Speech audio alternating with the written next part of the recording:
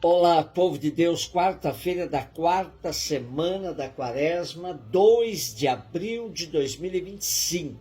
A nossa reflexão de hoje é a partir de Isaías 49, de 8 a 15, João 5, de 17 a 30.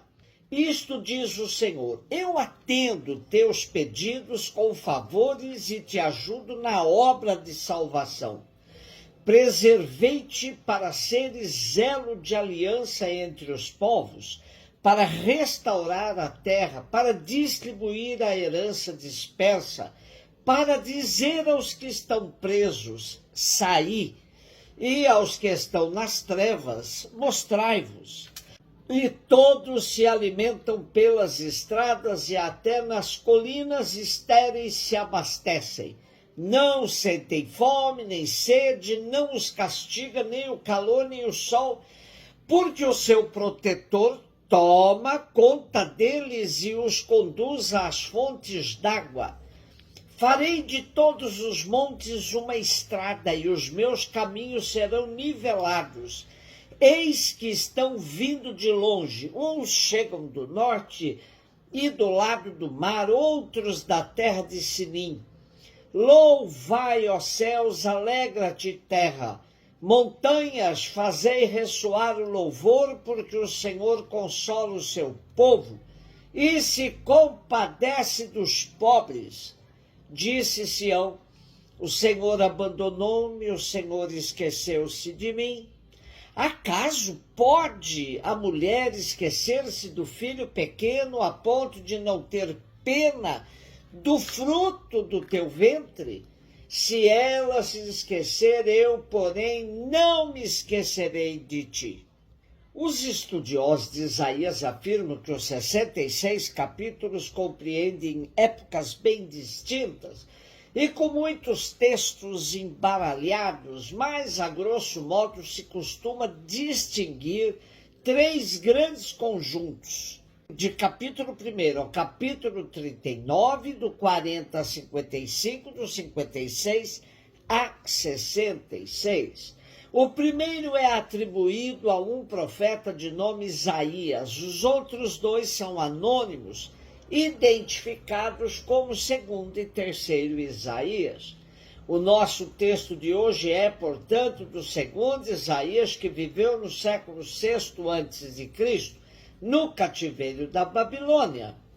É bem o tempo do retorno a Jerusalém, pois o rei Ciro, rei da Pérsia, que venceu os babilônios, permite a repatriação dos exilados, onde terão a difícil tarefa de tirar a cidade de Jerusalém dos escombros e reconstruir o templo. No texto de hoje, o profeta, de maneira até poética, depois de ter descrito a missão do servo sofredor, enche o povo de esperança, rebatendo aqueles que diziam que Deus os tinha abandonado. Compara o amor de Deus ao de uma mãe pelos seus filhos. Um amor cheio de ternura e profundidade, um amor visceral. E um amor que vai além, pois uma mãe ainda pode esquecer-se de seu filho, mas Deus jamais. Esse Deus próximo e solícito acompanhará como mestre de obra a reconstrução da cidade. Desta forma, o povo poderá se animar e trabalhar com alegria. João 5, 17 a 30, Jesus respondeu aos judeus: meu Pai trabalha sempre, portanto, também eu trabalho. Então os judeus ainda mais procuravam matá-lo, porque além de violar o sábado, chamava Deus o seu Pai, fazendo-se igual a Deus. Tomando a palavra, Jesus disse aos judeus: em verdade vos digo, o filho não pode fazer nada por si mesmo, ele faz apenas o que vê o pai fazer. E o que o pai faz, o filho também faz. O pai ama o filho e lhe mostra tudo o que ele faz. Ele mostrará obras maiores ainda, de modo que ficareis admirados. Assim como o Pai ressuscita os mortos e lhes dá a vida, o Filho também dá a vida a quem ele quer. De fato, o Pai não julga ninguém, mas ele deu ao Filho o poder de julgar, para que todos honrem o Filho, assim como honram o Pai. Quem não honra o Filho, também não honra o Pai que o enviou. Em verdade vos digo, quem ouve a minha palavra e crê naquele que me enviou, possui a vida eterna. Não será condenado, pois já passou da morte para a vida.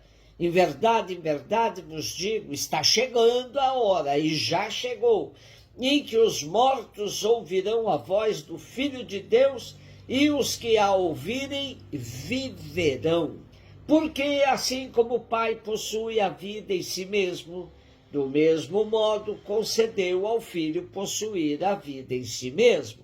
Além disso, deu-lhe o poder de julgar, pois ele é o Filho do homem. Não fiqueis admirados com isso, porque vai chegar a hora em que todos os que estão nos túmulos ouvirão a voz do Filho e sairão. Aqueles que fizeram o bem ressuscitarão para a vida. Aqueles que praticaram o mal para a condenação.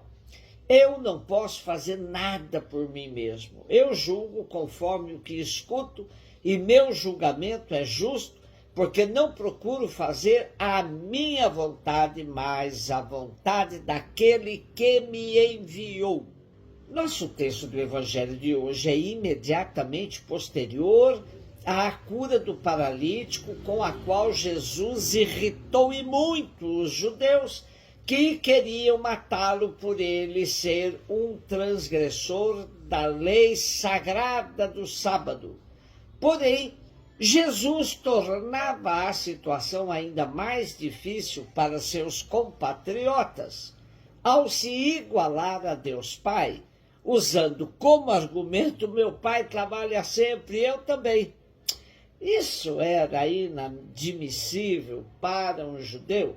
E Jesus dizia que tudo o que fazia não o fazia por si mesmo, mas somente porque o Pai lhe mostrava o que e como fazer.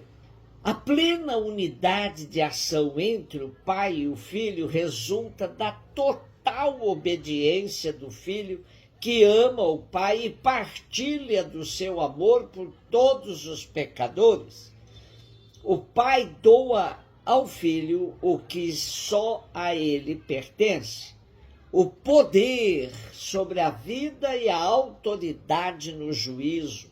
Essa íntima relação entre o Pai e o Filho pode alargar-se a todos os que se dispõem à escuta obediente da palavra de Jesus.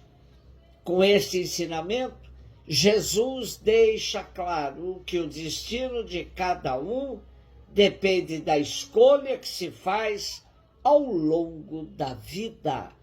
Precisamos passar da fé em Jesus para a fé de Jesus, isto é, crer como Jesus creu no Pai.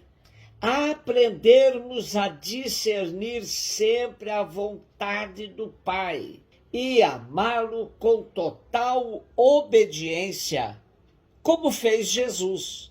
Um beijo no seu coração.